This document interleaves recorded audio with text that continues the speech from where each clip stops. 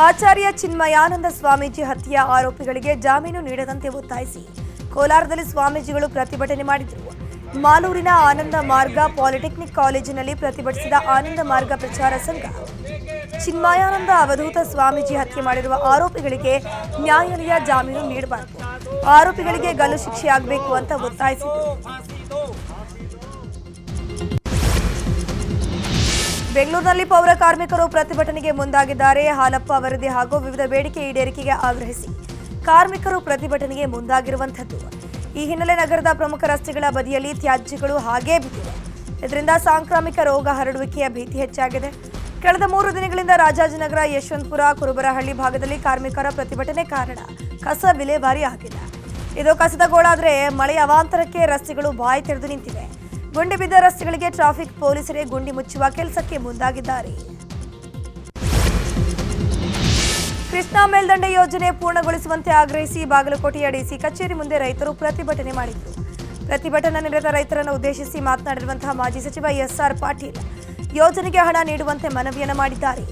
ಬೆಂಗಳೂರಿನಲ್ಲಿರುವಂತಹ ಸರ್ಕಾರದ ಒಂದು ಆಸ್ತಿ ಮಾರಿ ಅದರಿಂದ ಬಂದ ಹಣವನ್ನು ಕೃಷ್ಣಾ ಯೋಜನೆ ಪೂರ್ಣಗೊಳಿಸಲು ನೀಡಿ ಅಂತ ಹೇಳಿದರು. ಗ್ಯಾರಂಟಿಯಿಂದಾಗಿ ಸರ್ಕಾರದಲ್ಲಿ ದುಡ್ಡಿಲ್ಲ ಅಂತ ಹೇಳಲಾಗ್ತಿದೆ. ಅದರ ಬಗ್ಗೆ ಚಿಂತೆ ಬೇಡ, ಬೆಂಗಳೂರಿನಲ್ಲಿರುವ ಸರ್ಕಾರದ ಆಸ್ತಿ ಮಾರಿದ್ರೆ ಅಭಿವೃದ್ಧಿಗೆ ಬೇಕಾದ ಹಣ ಸಿಗತ್ತೆ ಅಂತ ಹೇಳಿದರು. ಬಾರ್ಡರ್ ಗವಾಸ್ಕರ್ ಟೆಸ್ಟ್ ಸರಣಿಯ 2ನೇ ಪಂದ್ಯ ಶುಕ್ರವಾರದಿಂದ ಶುರುವಾಗಲಿದೆ. ಹೊನಲು ಬೆಳಕಿನಲ್ಲಿ ನಡೆಯಲಿರುವಂತಹ ಈ ಪಂದ್ಯ ವಿರಾಟ್ ಕೊಹ್ಲಿಯ ನೆಚ್ಚಿನ ಮೈದಾನ ಅಡಿಲೇಡ್ನ ಓವಲ್ ಸ್ಟೇಡಿಯಂ ಆತಿಥ್ಯ ವಹಿಸಿದೆ.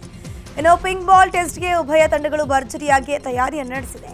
ನಿನ್ನೆ ಅಡಿಲೇಡ್ ಬಂದಿಳಿದ ಟೀಮ್ ಇಂಡಿಯಾ ಅಭ್ಯಾಸವನ್ನು ಆರಂಭಿಸಿದೆ. ಆಸ್ಟ್ರೇಲಿಯಾ ತಂಡ ಕೂಡ ನಿನ್ನೆ ಪ್ರಾಕ್ಟೀಸ್ ಆರಂಭಿಸಿದೆ. ಅಡಿಲೇಡ್ನಲ್ಲಿ ವಿರಾಟ್ ಕೊಹ್ಲಿ ಟ್ರ್ಯಾಕ್ ರೆಕಾರ್ಡ್ ಚೆನ್ನಾಗಿರೋ ಕಾರಣ ಆಸ್ಟ್ರೇಲಿಯನ್ನರಿಗೆ ತಲೆನೋವಾಗಿ ಪರಿಣಮಿಸಿದೆ. ಮೊದಲ ಪಂದ್ಯ ಗೆದ್ದಿರುವಂತಹ ಟೀಮ್ ಇಂಡಿಯಾ 2ನೇ ಪಂದ್ಯವನ್ನು ಗೆಲ್ಲುವ ವಿಶ್ವಾಸದಲ್ಲಿದೆ.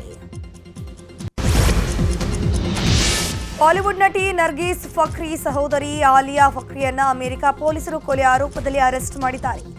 ಆಲಿಯಾ ಫಕ್ರಿ ತನ್ನ ಮಾಜಿ ಬಾಯ್ ಫ್ರೆಂಡ್ ಅನ್ನ ಜೀವನದ ಸುಟ್ಟು ಹಾಕಿದ್ದಾರೆ ಎಂಬ ಆರೋಪವನ್ನು ಎದುರಿಸುತ್ತಿದ್ದಾರೆ.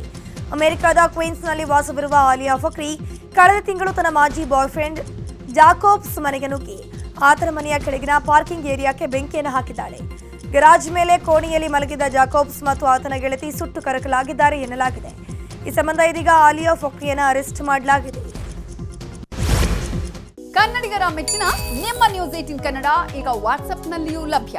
ಕರ್ನಾಟಕ ಮತ್ತು ದೇಶ ವಿದೇಶದ 360 ಡಿಗ್ರಿ ಸುದ್ದಿ ವಿವರವನ್ನ ನೀವು ನಿಮ್ಮ ಕೈ ಬೆರಳುಗಳಲ್ಲಿಯೇ ಪಡೆಯೋದಿಕ್ಕೆ ಈ QR ಕೋಡ್ ಅನ್ನ ಸ್ಕ್ಯಾನ್ ಮಾಡಿ. ನಮ್ಮ ಚಾನೆಲ್ ಅನ್ನ ಫಾಲೋ ಮಾಡಿ, ನೋಟಿಫಿಕೇಶನ್ ಆನ್ ಮಾಡಿ.